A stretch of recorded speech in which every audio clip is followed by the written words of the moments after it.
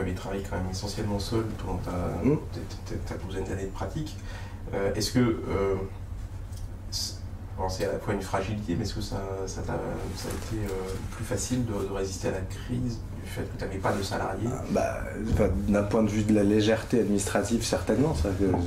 J'avais pas de licenciement à faire, donc c'était humainement et financièrement moins lourd, quoi. Après, travailler seul, je dois dire que c'est aussi un plaisir. Moi, j'ai l'impression d'avoir vécu tout le temps autant de crises, quoi. Je sais pas, ou alors j'étais pas là quand il y a eu l'embellie, quoi. Alors, en Espagne, vraiment, là, quand j'ai été, justement, là, j'ai senti la différence, que j'étais juste avant la crise, en 2006-2007, quoi, fin 2006, et là, donc la crise c'est 2007-2008, quoi. Et là, tu vois vraiment la différence, que c'était une gabegie, quoi. Ils construisaient partout, très vite. Et puis après, en fait, j'ai dû financer mes études, parce que je te dis, je me suis fâché avec mon père quand j'ai commencé les études d'archi. Et donc, j'ai dû bosser à gauche, à droite, quoi.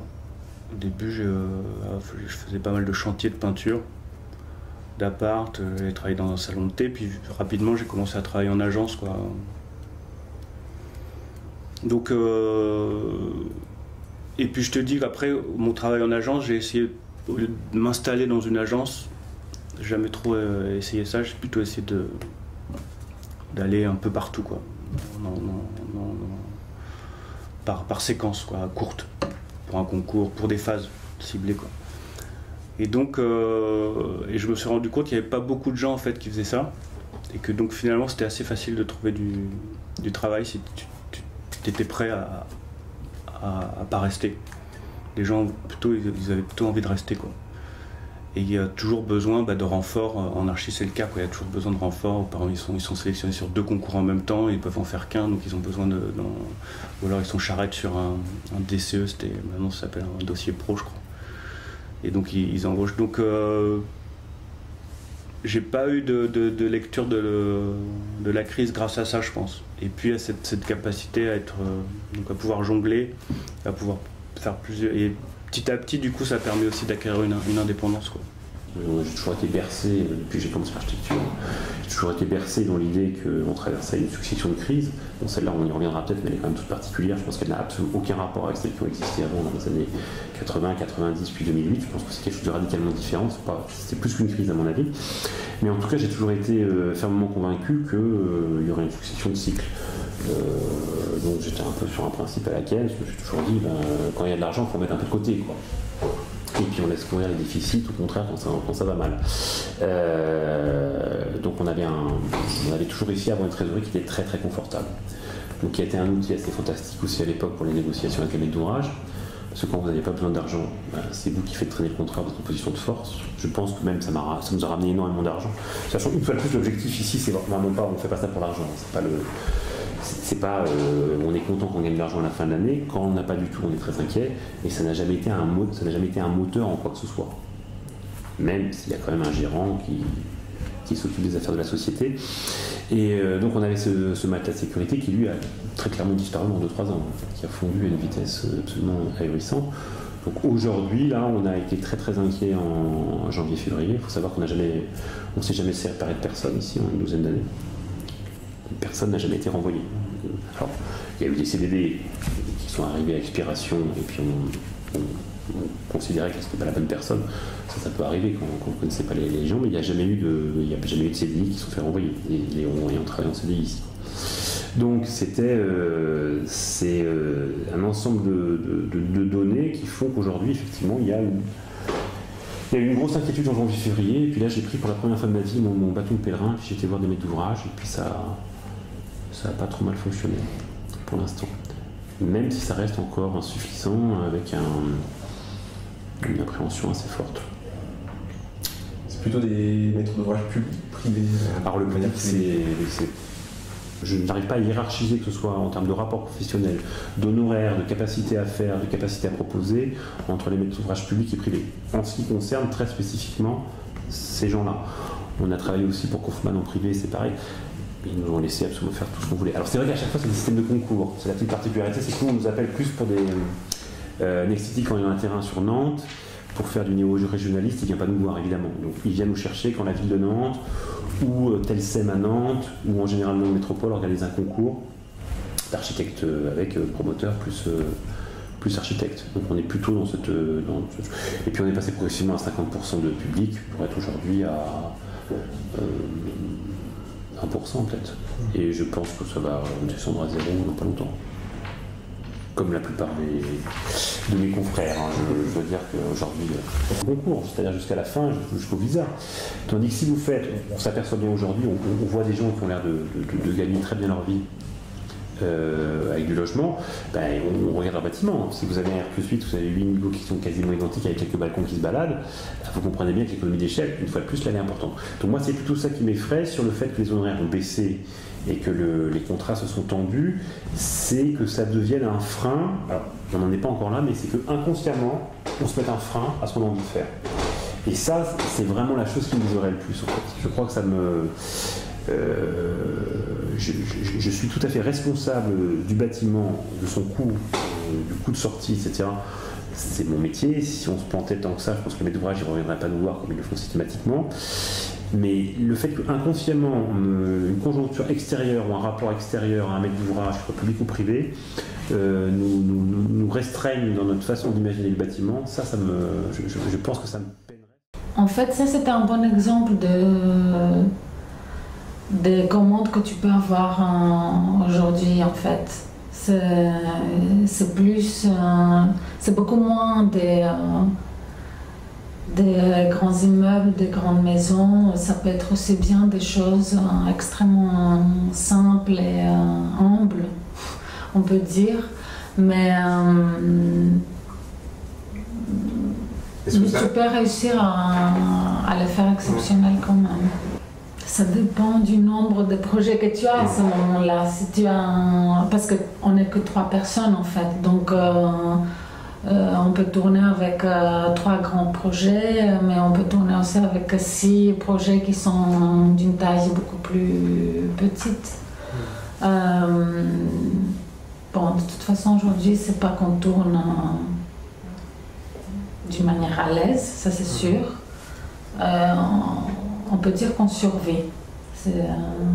En attendant qu'un peu la crise passe. On se remet en cause tous les jours, mais je pense que même si les choses allaient mieux, on se remettait en cause par rapport peut-être à d'autres choses, par rapport aux produits qu'on allait dessiner, ou se remettre en cause, c'est inévitable. Mais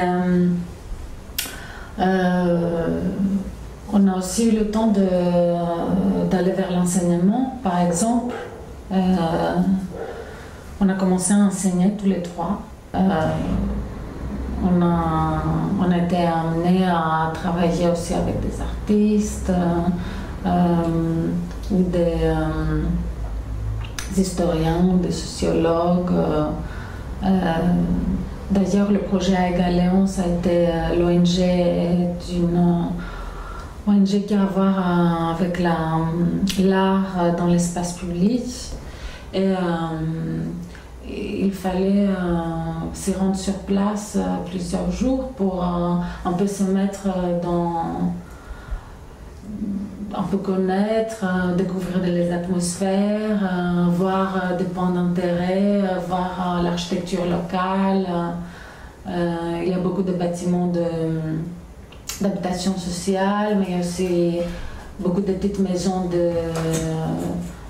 d'immigrants. Enfin, c'est un quartier pauvre, mais où les gens, on sent qu'ils ont des choses à dire et ils aiment beaucoup leur quartier. Il y a déjà un esprit de communauté assez fort. L'étape finale, c'était un dimanche matin où les gens avaient ont eu l'occasion de participer à ce jeu de maquettes. Ça durait quelques heures. Mais derrière, c'était 4 mois de... Oui, comme je disais, la médiation fait partie de notre métier. Et, dès les études, on apprend à être à l'aise dans plusieurs milieux et avec des gens différents. L'implication aussi des réseaux, des types de réseaux, c'est-à-dire que tu ne fréquentes pas que des architectes, tu travailles pas que avec des architectes, mais aussi avec des artistes, avec d'autres praticiens, d'autres créateurs, d'autres... Tu essaies d'aider l'un l'autre en fait, et de trouver des buts et des choses à faire en commun.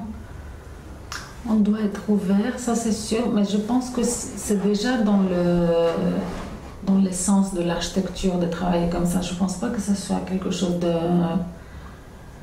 de nouveau ou de très différent. Peut-être avant, il n'y avait pas tellement le besoin de s'ouvrir, mais le fait de s'ouvrir n'est pas quelque chose d'étranger par rapport à l'essence de notre métier. Mais ça se manifeste beaucoup plus aujourd'hui, peut-être à cause de la crise.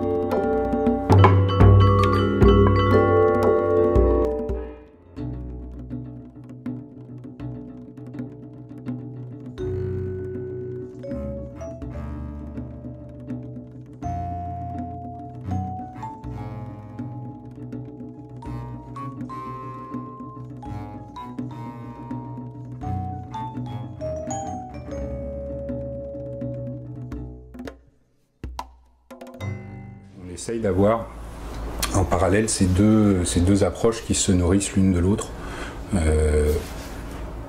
Activité de maîtrise d'œuvre, activité de recherche plus décorrélée.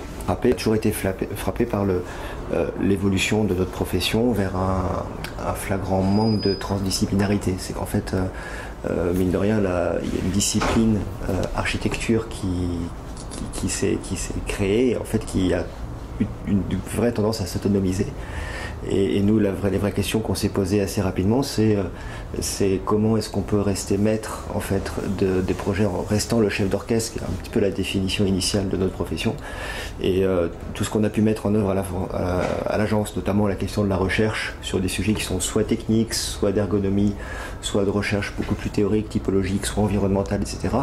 Et a constitué un peu un stimulus à l'agence pour nous forcer en fait à être transdisciplinaires en permanence et réussir en fait à conserver la place qu'on a tendance à faire disparaître. Il y avait un très bon numéro de DA sur l'évolution de la profession d'architecte, sur notamment des sujets de branding, etc.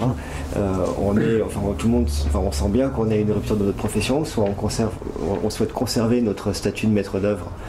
Et dans ce cas-là, c'est un statut de coordination, de compréhension globale, de direction de projet. Soit en fait, on devient en fait un petit plus fondamental, mais quand même un plus sur les projets. Et en fait, ça correspond à un vrai positionnement par rapport à la profession. Donc c'est une des raisons aussi pour laquelle on a toujours souhaité aborder des projets d'architecture qu'on va dire assez traditionnels, des projets d'équipement, et en même temps des projets très techniques, qui sont des sujets sur lesquels les architectes ne sont pas forcément attendus. C'est une des raisons pour laquelle, sur le sujet des centres informatiques, par exemple, on a eu l'occasion d'en construire une dizaine en France, c'est que on a réussi à mettre au profit d'un process industriel nos compétences d'architecte pour l'optimiser, pour l'agencer, etc. Et également faire de l'architecture de ces projets sur lesquels elle n'était pas attendue. Le produit devient de plus en plus technique. Il y a de plus en plus besoin, c'est ce que j'avais mis dans dans mon petit papier, c'est qu'il y a de plus en plus de métiers, il y a de plus en plus de gens qui gravitent autour de l'architecte, qui n'a plus le rôle central qu'il avait avant. Et bon, je sais pas si c'est bien ou pas bien, il n'y a pas de jugement de valeur là-dedans, mais il y a plein de métiers, plein de gens qui ont des spécialités, c'est de plus en plus technique, mais y compris le logement, donc y compris la maison individuelle même. Donc de toute façon, c'est un travail qui est collectif, qui doit se faire en groupe. Et la partie création pure et dure, elle est partagée. Moi, je trouve qu'elle est plus dans les mains uniquement de l'architecte, qu'il soit ou qu'il soit pas coordinateur de l'équipe. Mais il y a tout l'environnemental, il y a la structure comme d'habitude, il y a de plus en plus de techniques, de climatisation, de chauffage, d'électricité. Enfin, ça devient de plus en plus spécialisé. Et est-ce que les écoles d'architecture forment à ça aujourd'hui? Je sais pas. Enfin, le travail collaboratif avec tous ces corps de métiers là, c'est important et c'est très valorisant. C'est-à-dire que il faut pas le voir comme une problématique qu'il faut combattre. Au contraire, c'est quelque chose qu'il faut accueillir et qu'il faut accepter. Voilà. Alors, est-ce qu'il y a des agences aujourd'hui d'architecture qui intègrent tous ces métiers-là et qui proposent ce genre de service-là à maître d'ouvrage? J'en ai pas trop vu encore. On est encore en train de constituer, nous, des équipes. D'un côté l'environnemental, de l'autre la structure, là l'économiste, etc. C'est un peu dommage. Enfin, c'est un constat que je fais. Je sors un peu de la question, mais c'est un constat un petit peu terrible de voir que enfin, on va prendre tel spécialiste par-ci par-là, et puis après la coordination, comme personne vraiment en a la main. L'architecte ne l'a plus. Enfin, il y a des gens qui sont chacun a son mot à dire. C'est finalement, nous, c'est le maître d'ouvrage en fait qui va faire cette coordination-là, et c'est pas simple d'arriver à jouer sur ces différentes spécialités. Bien sûr, mon rôle évolue selon la période du projet dans laquelle je suis. Donc au début, au moment de la conception, je vais faire beaucoup plus de dessins sur le développement des intentions esthétiques du projet et architectural. Mais au fur et à mesure, ça prend par exemple sur le gros projet sur lequel je suis actuellement peut-être 2 mois de dessin intense pour 4 ans de travail de chef d'orchestre où vraiment on développe les idées avec tous les consultants respectifs pour s'assurer qu'on contrôle bien le produit fini, etc.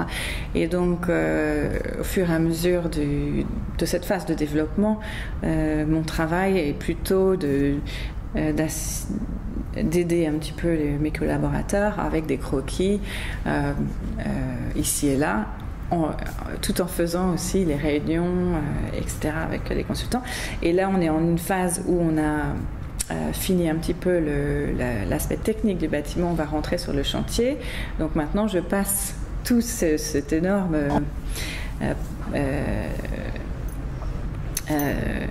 quantité d'informations à l'entreprise. Donc c'est encore une autre étape où on peut être amené évidemment à faire des croquis, mais c'est à transmettre le savoir du projet sur la phase chantier. Deux grandes parties là, être chef d'orchestre d'équipe pluridisciplinaire et avoir un haut niveau d'expertise sur mes champs qui sont l'aménagement, qualité du cadre de vie, architecture, voilà, mais au sens très large, c'est-à-dire c'est pas de la compétence forcément technique, ça peut être aussi des compétences administratives au sens stratégie du terme. Quelle est la bonne stratégie pour tel espace en fait? C'est pas je crée plus, je ne dessine plus des espaces, mais j'apporte une stratégie pour ces espaces-là. Ce qui est un peu différent d'imaginer. Je change pas les espaces quand j'ai pu le faire avant en disant on arrive dans un espace. On voit ses forces, ses qualités et on crée un bâtiment ou une place ou un espace public qui vient résoudre une problématique. Je ne fais plus ça, mais j'analyse la même manière, je diagnostique la même manière des espaces et j'oriente une stratégie particulière. Et c'est du point de vue de l'État. Parce qu'aujourd'hui, mon employeur, c'est l'État. Donc du coup, j'en ai formé à être chef d'orchestre.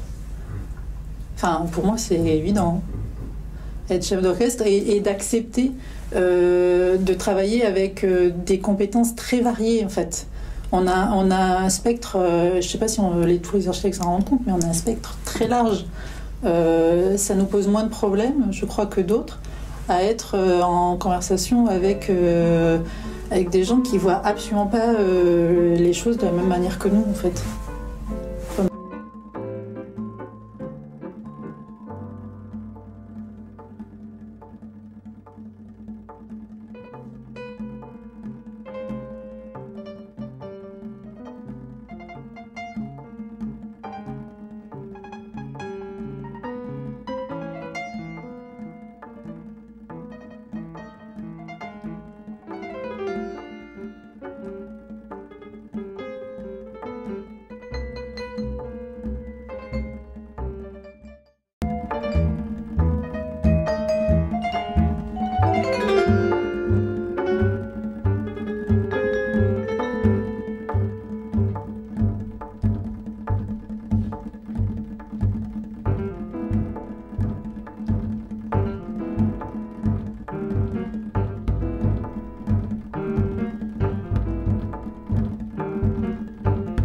L'approche environnementale, c'est quelque chose qui m'a toujours été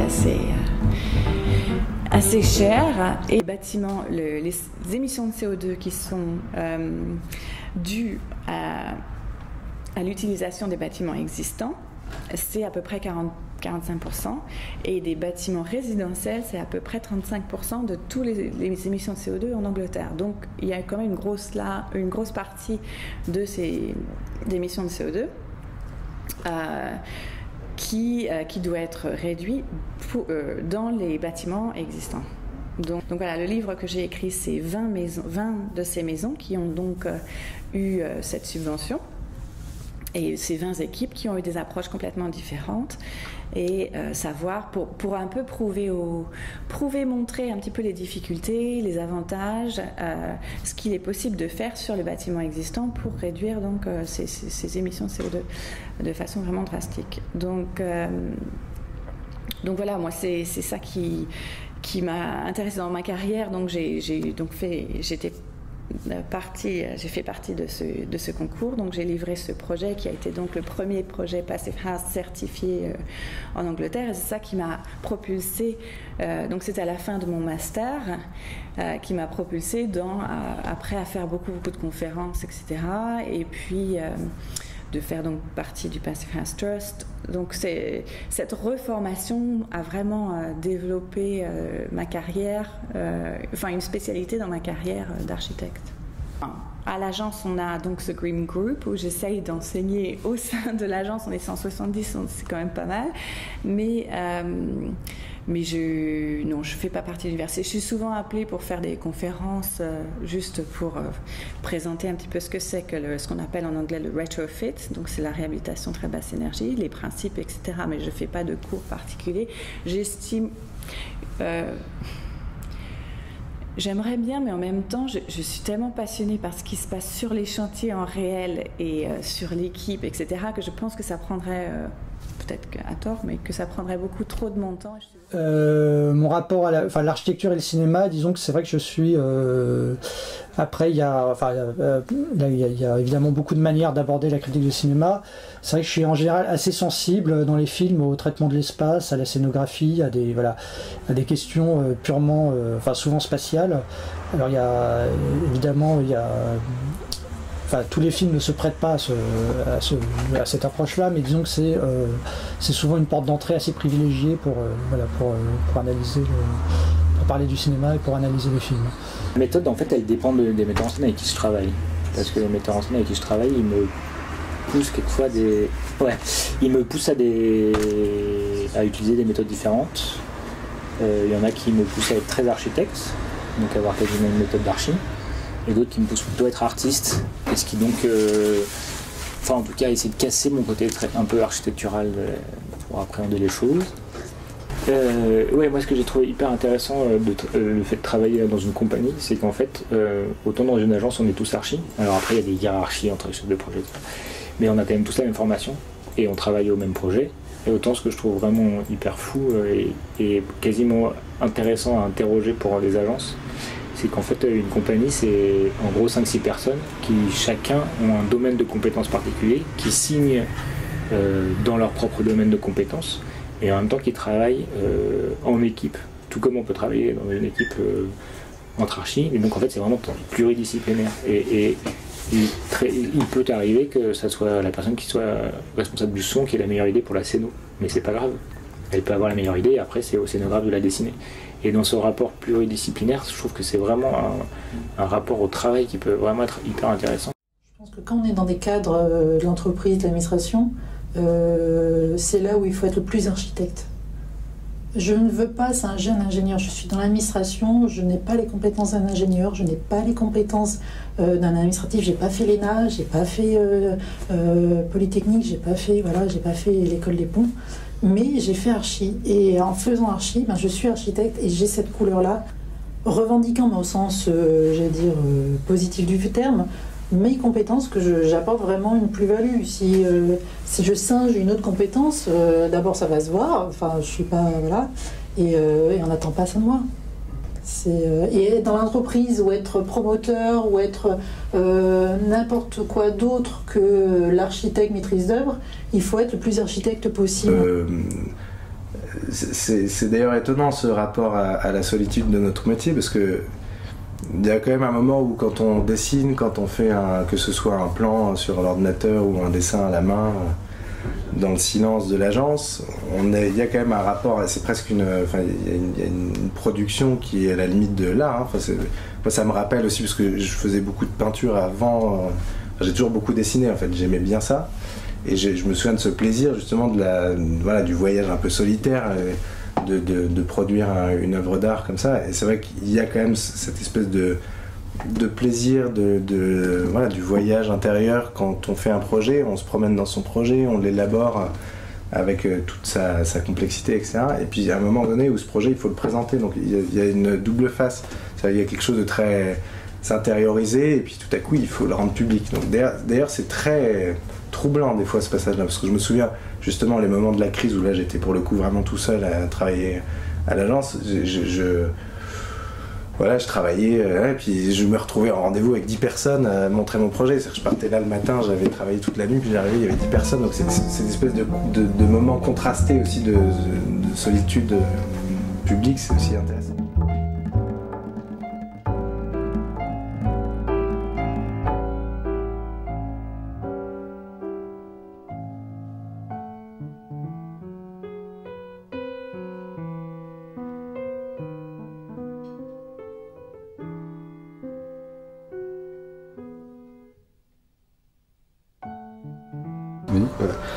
Non, moi, le conseil que je donnerais, c'est après la formation d'architecte qui existe aujourd'hui, c'est de voir leur vie professionnelle et de l'appréhender d'abord comme un compagnonnage. C'est de consacrer leurs 3 ou 4 premières années de vie professionnelle en fait, à observer, si possible, de manière très concrète, en travaillant en agence, les différents modes d'exercice. Et voilà, moi je conseillerais vraiment aux étudiants, en fait, à la fin de leurs études, commencer par cet apprentissage de terrain. La HMO, ça suffit pas. La HMO, c'est un truc qui est assez mal goupillé aujourd'hui. C'est 6 mois dans une agence, etc. Mais voilà, c'est un peu ce tour du monde de l'architecture qui peut se faire en France, qui est un tour du monde de l'architecture et un sujet fondamental pour permettre d'asseoir sa vocation professionnelle derrière. Au bout des 12 ans d'exercice à Troyes, j'ai pas beaucoup de déceptions si je porte un regard rétrospectif sur mon métier. Donc c'est peut-être un message qu'on peut faire passer aussi, c'est que certes c'est un métier difficile, qu'on affronte au quotidien. Parfois, oui, c'est fatigant, c'est dur, mais voilà, là avec 12 ans de distance, c'est pas un jour où j'aurais regretté d'avoir choisi ce métier. Ça, c'est quelque chose que je peux transmettre tranquillement à des générations futures. Ouais. Non, et puis je pense que cette association, ce travail collectif bénéfique à tous les points de vue. C'est-à-dire, on en a parlé plusieurs fois tout à l'heure, mais de ces échanges intellectuels, et puis au quotidien d'être plusieurs à affronter ce quotidien qui n'est pas forcément toujours facile. Donc oui, c'est un conseil, ça vaut le coup de s'associer, je pense.